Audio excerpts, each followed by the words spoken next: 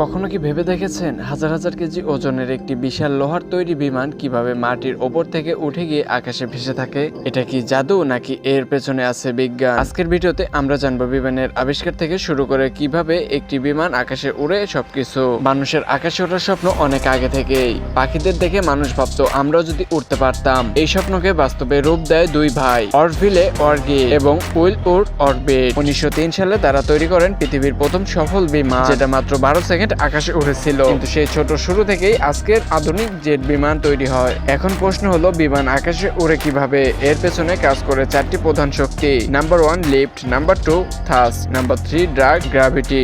সহজভাবে বুঝিয়ে বলি, বিমানের ডানাগুলো এমন ভাবে ডিজাইন করা হয় যাতে বাতাস নিচের দিকে চাপ দেয়, আর এর ফলে বিমানের ওপরের দিকে উঠতে পারে। ইঞ্জিন বিমানকে সামনের দিকে ঠেলে দেয়। এই শক্তির কারণে বিমান দ্রুত গতিতে সামনে এগোয়। বাতাস বিমানের গতিকে ধীর করার চেষ্টা করে, এটাকেই বলে ড্রাগ। পৃথিবীর টান সবসময় বিমানকে নিচে নামাতে চায়। এই চারটি শক্তির মধ্যে ভারসাম্য থাকলেই বিমান আকাশে স্থিরভাবে উঠতে পারে। আপনি কি জানেন বিমানের ডানার আকার খুবই গুরুত্বপূর্ণ? ডানার ওপরের অংশ বাঁকা আর নিচের অংশ তুলনামূলক সোজা।